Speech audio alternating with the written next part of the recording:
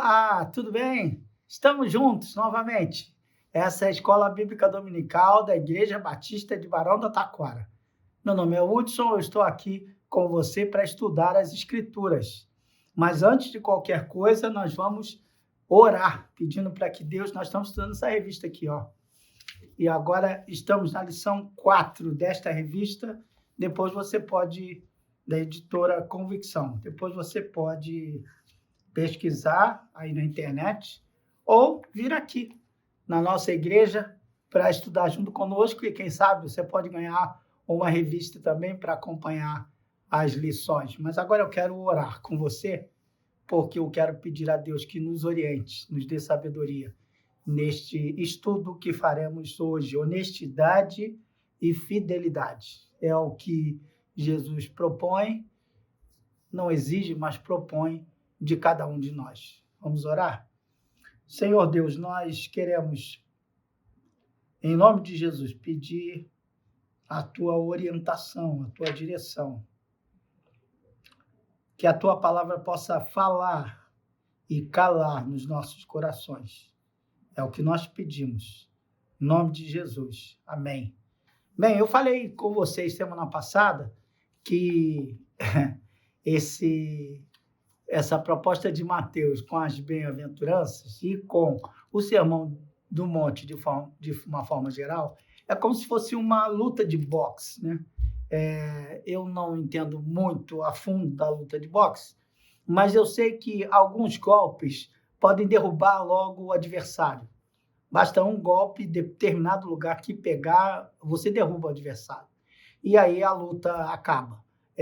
Eu acompanhava um pouco o boxe na época do Mike Tyson, mas às vezes a gente ficava acordado até de madrugada para ver uma luta que demorava 3 segundos, porque ele chegava e dava pancada no cara e derrubava, e aí a luta perde um pouco a graça, né?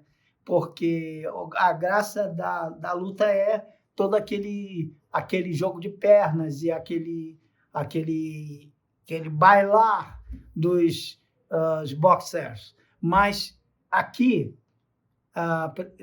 assistindo às lutas de boxe, eu aprendi que uma forma de minar o adversário é dar pancada na região baixa, aqui na região da barriga, do fígado, porque a pessoa vai perdendo as forças. E eu leio esse texto do Sermão do Monte como quem está numa luta e nós travamos essa luta diariamente conosco mesmo e com o próprio Deus, e ele vai lendo as Escrituras, a gente percebe que ele vai minando as nossas forças. E eu acho que cá entre nós, eu vou falar aqui baixinho para você ouvir, e só você, né? Eu acho que é por isso que a gente foge tanto das Escrituras, porque elas vão minando o nosso ego, vão minando a nossa forma de ver o mundo a partir do nosso umbigo, sabe?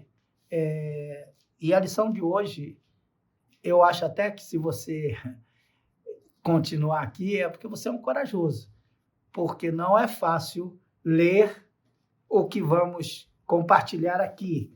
Mateus capítulo 5, do versículo 27 ao 37. Eu vou ler devagar e depois vou comentar esses textos aqui. Bem, antes de começar a ler, eu quero que você saiba também que eu fui educado na igreja. Não é a primeira vez que eu leio esse texto. Nem espero que seja a última. Mas toda vez que eu leio esse texto, eu fico incomodado com algumas coisas, e você também deve ficar, mas eu fico impressionado como a Bíblia não esconde os nossos defeitos, as nossas fraquezas. Acompanhe comigo a leitura. Verso 27. Vocês ouviram o que foi dito. Não adulterarás. A lei, lembra-se lá da lei? Mas eu digo, qualquer que olhar para uma mulher e desejá-la, já cometeu adultério com ela no seu coração. Vamos continuar. Se o teu olho direito o fizer pecar, arranque-o e lance-o fora. É melhor perder uma parte do seu corpo do que ser todo ele lançado no inferno. E se a tua mão direita o fizer pecar, corte-a e lance-a fora. É melhor perder uma parte do seu corpo do que ir todo ele para o inferno. Foi dito: aquele que se divorciar de sua mulher deverá dar-lhe certidão de divórcio. Mas eu digo que todo aquele que se divorciar de sua mulher, exceto por imoralidade sexual, faz que ela se torne adúltera, e quem se casar com a mulher divorciada estará cometendo adultério. Vocês também ouviram o que foi dito aos seus antepassados: não jure falsamente, mas cumpra o juramento que você fez diante do Senhor. Mas eu digo, Jesus falando, não jurem de forma alguma, nem pelos céus, que é o trono de Deus, nem pela terra, porque é o estrado de seus pés, nem por Jerusalém, porque é a cidade do grande rei. E não jure pela sua cabeça, pois você não pode tornar branco ou preto nem um fio de cabelo. Seja seu sim, sim, e o seu não, não. O que passar disso é de procedência maligna. Rapaz, esse texto é mesmo uma agressão à nossa situação. Eu vou escrever aqui bem-aventuranças.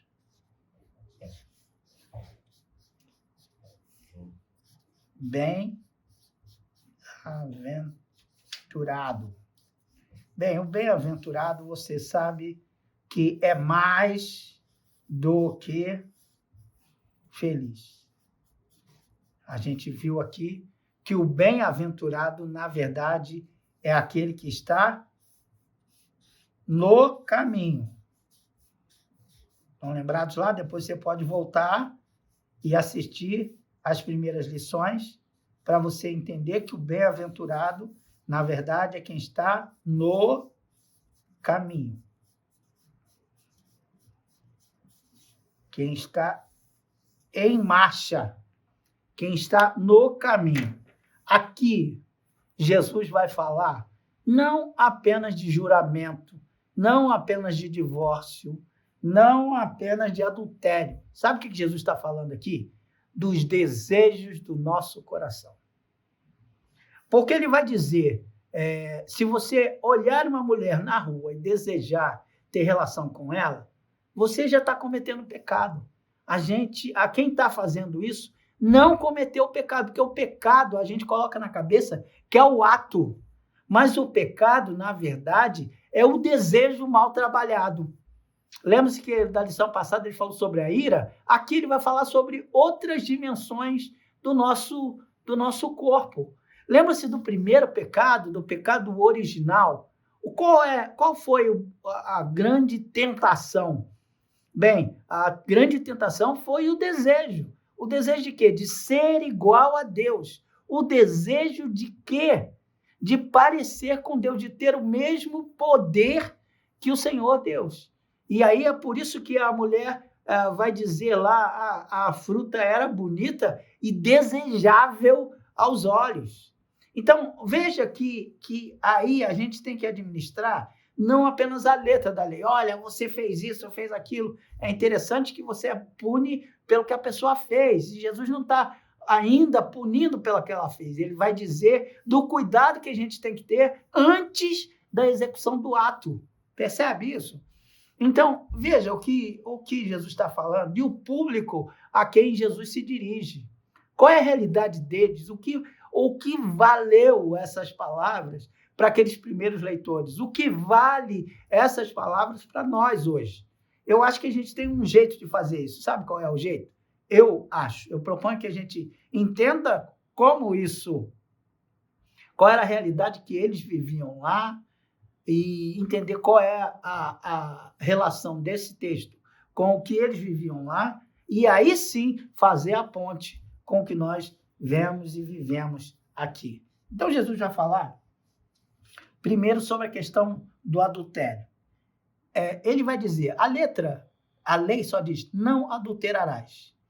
Bem, mas a letra vai dizer que o adultério era o ato sexual fora do casamento, entendeu? Ou a fornicação, que era o ato sexual sem a pessoa ser casada. Então, o problema ali era o ato. Então, raciocina comigo, se eu escondo o ato, não há adultério. Porque só eu, homem, e a mulher desejada, desejável, tendo relações, a gente mantém, como diz a música, no sapatinho, e fica só entre nós. Só que perceba que Jesus, eu posso burlar a lei. Mas Jesus vai além, ele vai dizer, se você olhou a ela, a mulher, no caso o homem aqui, olhou a mulher com desejo, para eles não valia isso, porque só o homem é tratado aqui. É curioso como eles, até isso é pesado, eles cortam o desejo da mulher. Se você for olhar aqui, a mulher é tratada como menor, como objeto. Isso é a realidade deles lá. Depois a gente vai fazer a ponte. O que acontecia? Acontecia muitos adultérios ali naquele meio, mas as pessoas não sabiam que estava acontecendo. E aí Jesus vai pegar pesado e vai dizer que o problema não é o ato em si. O ato é uma consequência do desejo que está dentro de nós. Não sei se isso ficou muito claro para você. Eu quero mostrar graficamente para você. Uma coisa é eu desejar. E a filosofia vai dizer que o ser humano é um ser desejante. Eu desejo. Eu olho, eu me interesso e eu quero. Então, o desejo vai passar pela mente e pelo coração. Se esse desejo encontra espaço na mente e no coração, ele vai se transformar num ato. A lei vai tratar apenas do ato. Jesus vai tratar de onde ele nasce. Vou repetir. A lei vai tratar do ato em si. Tanto que você precisa de provas para punir alguém.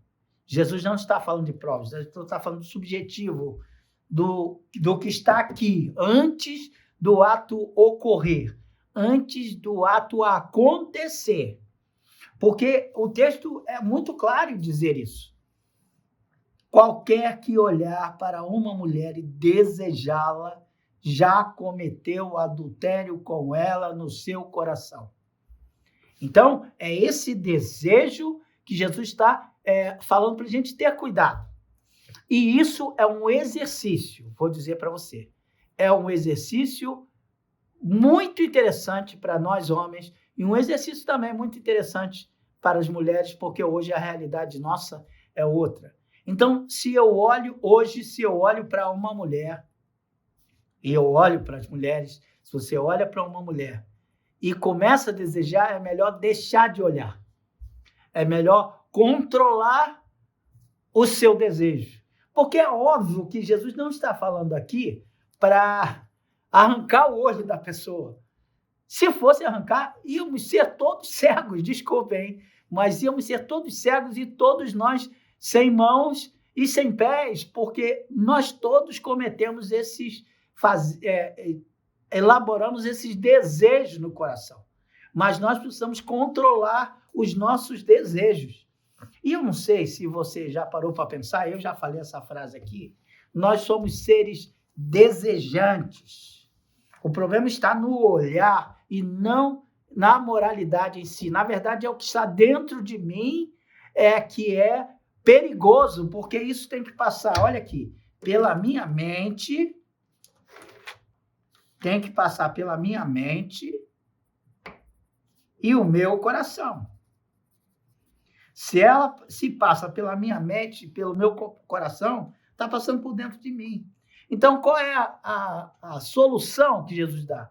Eu tenho que encher a minha mente de coisas boas, é o que Paulo vai dizer. Vocês têm que pensar nas coisas que são de cima. Tudo que é moral, tudo que é legal, tudo que é correto, tudo que é de boa fama, nisso eu tenho que pensar. Mas é óbvio, se eu alimento a minha cabeça de coisas ruins, eu vou produzir e vou processar coisas ruins. É assim que acontece, por exemplo, com a pornografia. Você fica curioso e começa a ver, daqui a pouco você está envolvido com isso até o pescoço, porque começa a contar de baixo para cima, né? Até o pescoço, vai pegando tudo de você e quando você vê, você está viciado nisso. Como é que você interrompe isso? Interrompe deixando o seu desejo de lado, mas isso só faz quem é humano. Quem é impulsionado apenas pelo desejo é um animal. Aí nós nos tornamos bestiais, você percebe? Então, Jesus não está falando para você cortar a mão, cortar o olho, cortar o pé. Tem algumas culturas que até fazem isso, por exemplo, com ladrões. Então, tem gente que não tem parte do corpo porque é ladrão. Então, todo mundo já sabe, é ladrão, é ladrão. Mas, de alguma forma, todos nós temos as nossas fraquezas. Então, eu queria muito que você pensasse comigo isso.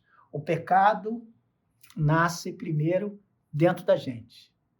Depois, ele vai se tornar concreto na ação que nós fazemos com o outro. Primeiro, você vê que na lição passada, Jesus fala para você respeitar o outro e tratar o outro como próximo e tratar o outro como igual. Aqui é a mesma coisa, porque quando eu adultero, eu me acho poderoso.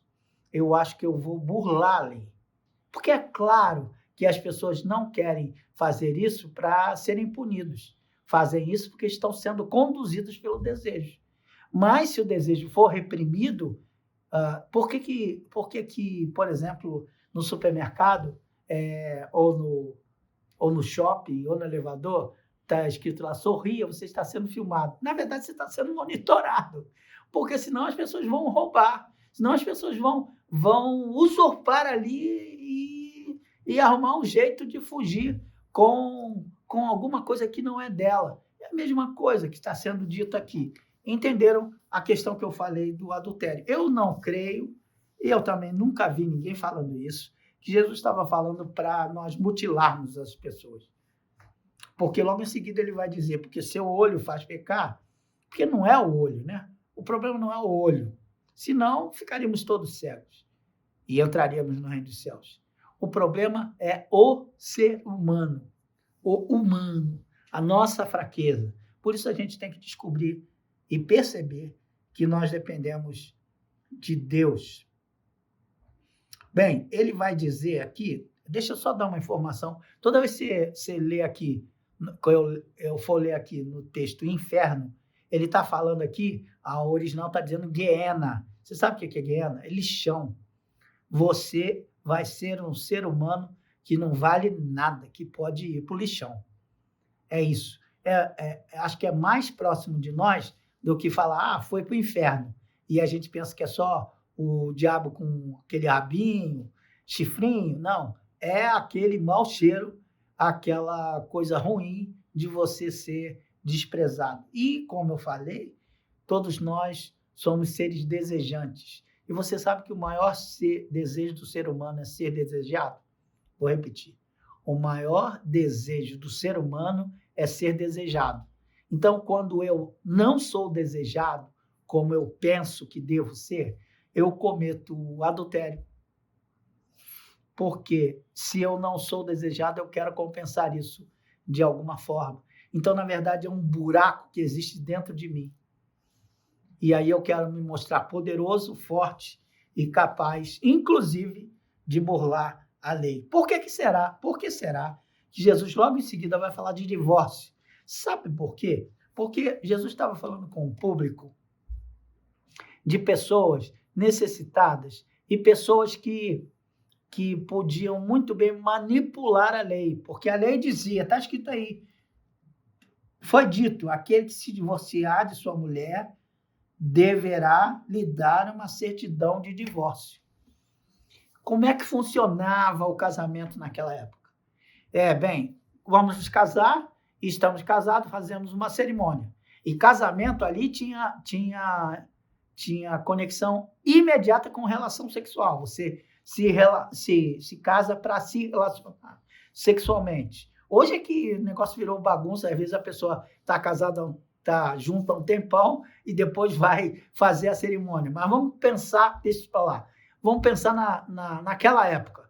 Naquela época, lembra-se de José, que era prometido a Maria? Era noivado. Quando a pessoa chegava no ato em si, por isso Paulo vai dizer que eu me relacionar com uma meretriz é que eu tenho pacto com ela. Pesado isso, não é? Então, é isso. A pessoa queria autorização para casar-se, para se relacionar sexualmente, ele tinha que se casar. E depois, para ele abandonar a mulher, bastava fazer um documento dizendo que eu quero me divorciar. Então, o que acontecia? As pessoas se divorciavam por qualquer coisa. A mulher queimou o arroz. Poxa, minha mulher, eu peço para ela queimar arroz, que eu adoro arroz queimado. Mas tem homem que não gosta. Então ele fala assim, queimou o arroz, vou mandar essa mulher embora.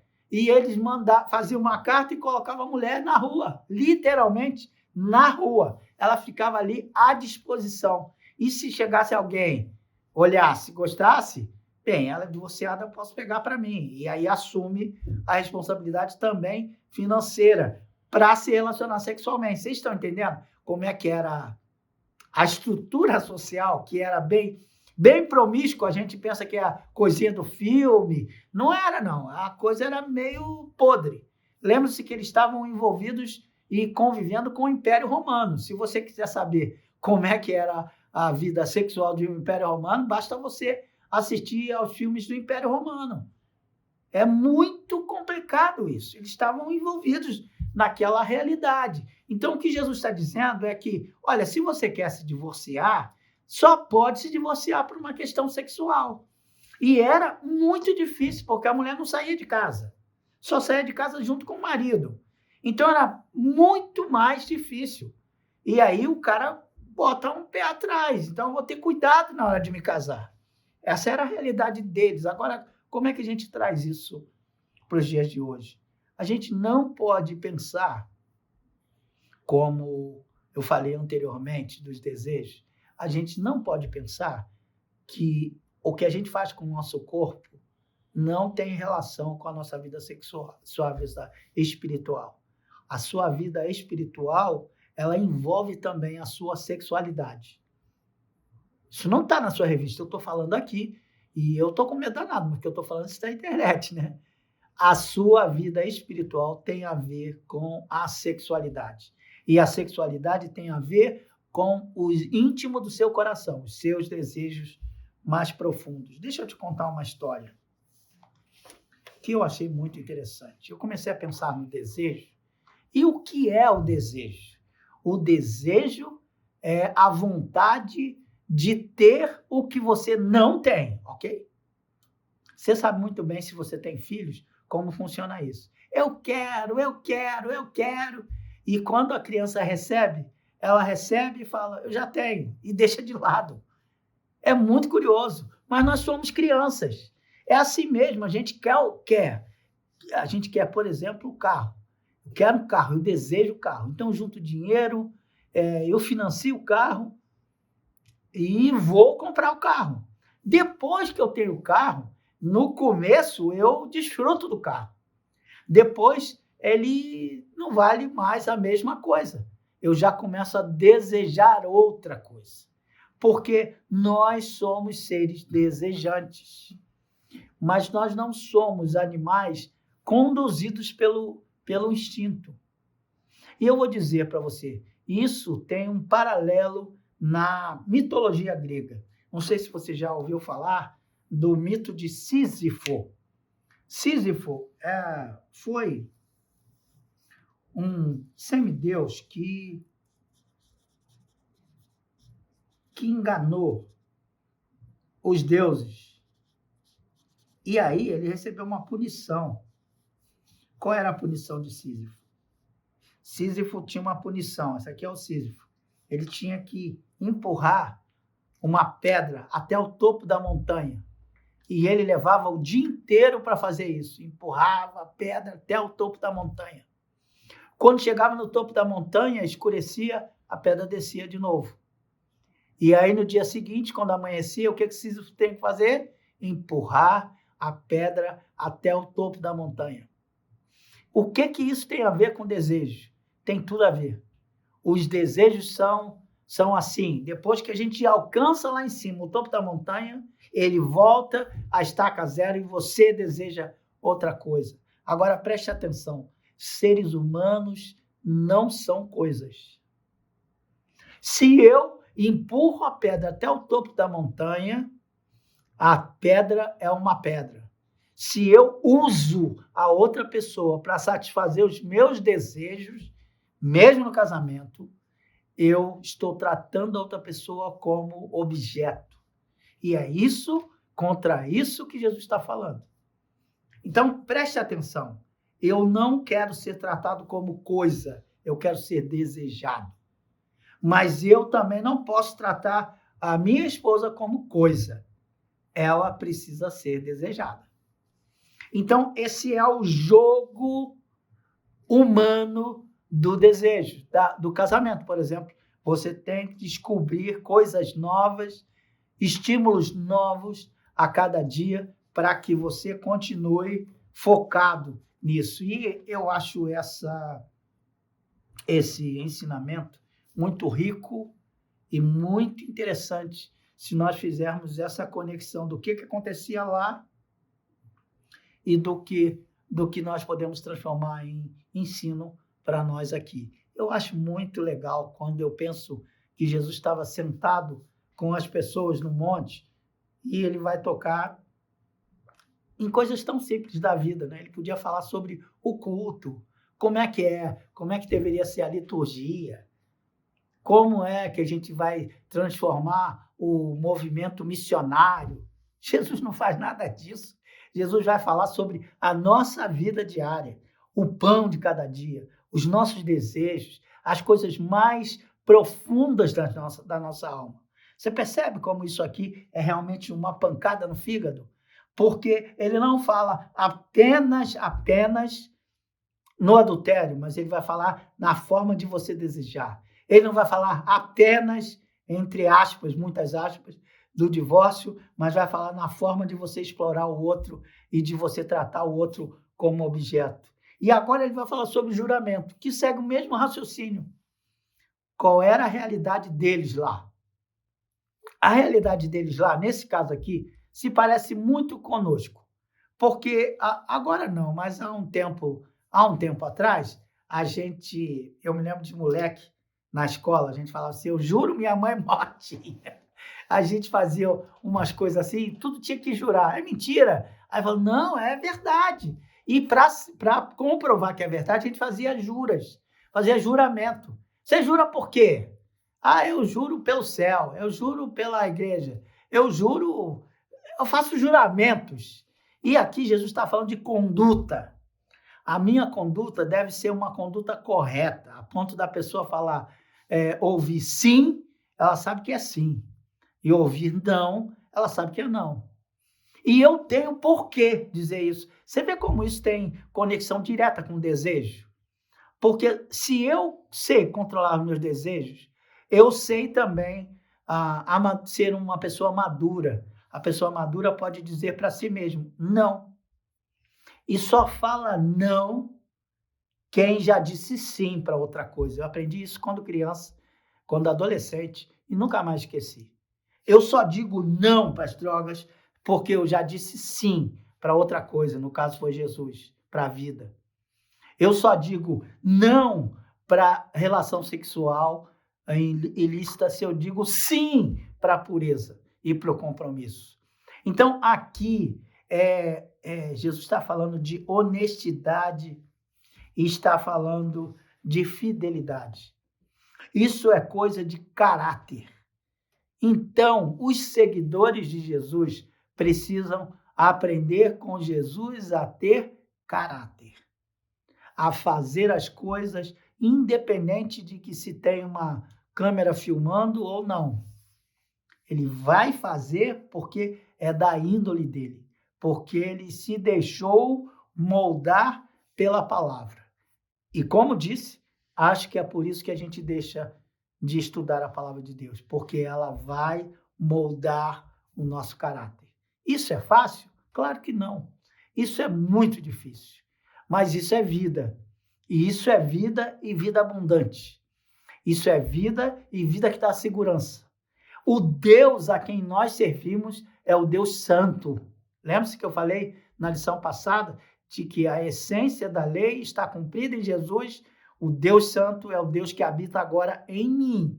Então eu tenho que transformar a minha vida, a prática da minha vida, em prática de santidade.